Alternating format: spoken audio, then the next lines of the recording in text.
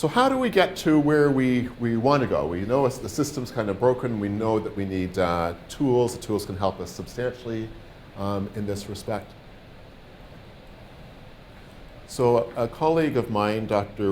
Merrick Slinsk, and I, back in, starting about 1990, we revised it again in 2000, developed what we call the rehab assessment and intervention process model.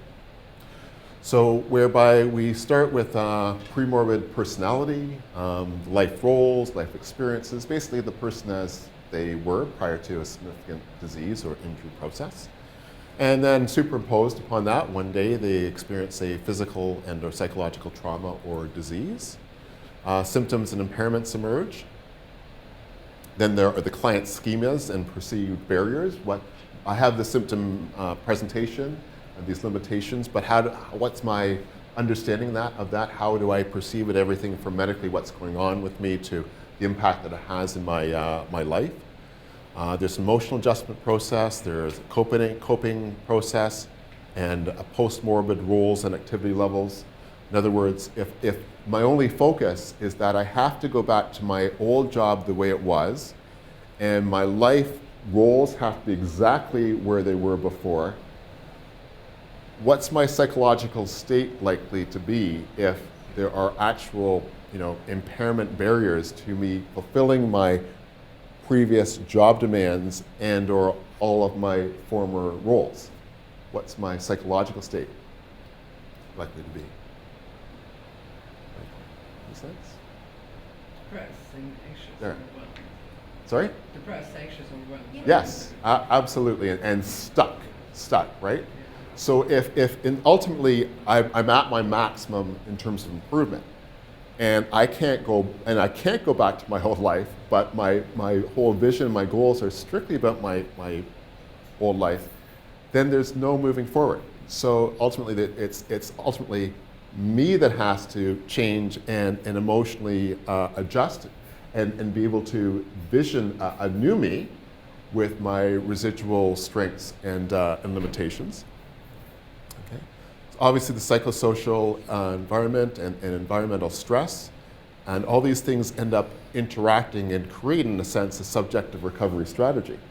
So we were talking before about somebody who becomes unmotivated, for example, or I call it the rope-a-dope. I'm so overwhelmed by just everything going on, the stress in every aspect of my life. My relationships are really strained. I can't go back to work, and sometimes it's just psychologically easier just to kind of go into this shell with some aspect of depression, but whereby the person kind of stops trying.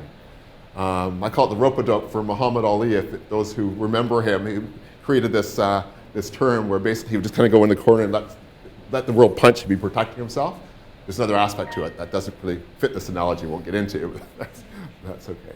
And then some of the obsessive compulsive folks that are so driven, type A personalities, probably a lot of grad students, they're going to fight their way through this thing.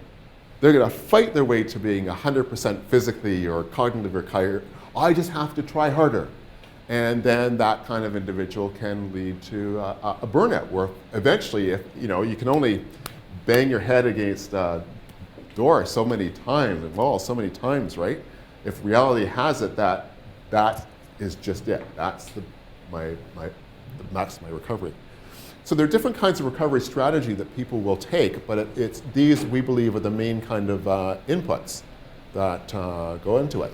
Example of a medical schema. So let's say I have a neck injury and it seemed to stem from motor vehicle accident, and it's not improving. I've been told soft tissue injury, it should improve.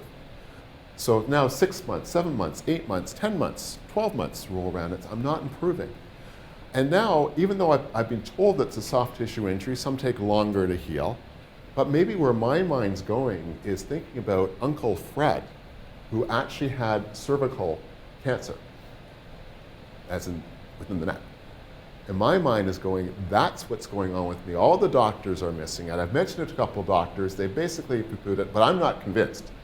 Something there that hasn't been addressed. So that again is going to feed into the subjective recovery strategy. Maybe I'm going on a doctor trek. Somewhere, somehow, some doctor is going to find my problem and give me the fix. This might not be Uncle Fred's story, but this is what goes on in some people's minds, that they can't get over the acceptance. Sometimes it's because there's somebody in the family or there's some kind of external impetus encouraging them. Maybe it's certain stories that they've heard. All you just have to find, the right traditional person or herbal medication or whatever it is, or the great late night TV commercials are big, as you folks who stay up until 4 o'clock in the morning, like Marco and I know. There's always the latest and greatest out there. And so and in the day of modern medicine with new medications coming on TV, there's a lot to kind of feed that sense of eventually I'll find it if I keep seeking, when the truth might be no, it's a question of acceptance, and that once that acceptance comes, only then can I move on to look for a new job or kind of alter my life roles or what have you. So intervention planning ultimately it feeds into these various aspects. We have to understand why that person seems poorly motivated. Have they become clinically depressed? Is it that they just know that they will never be able to go back to that work because they can't compete? They've been out of it for two years. They just feel in technology. Somebody who's in their 50s, the idea of just going back to school. I feel slower. Can I even go back to school anymore? Even if I graduate, who's going to hire me? I'm 50. They can hire somebody who's 25. Even if I get hired, will I be able to keep up with a 25-year-old? So all these things end up playing out onto, again, what I call the subjective recovery strategy.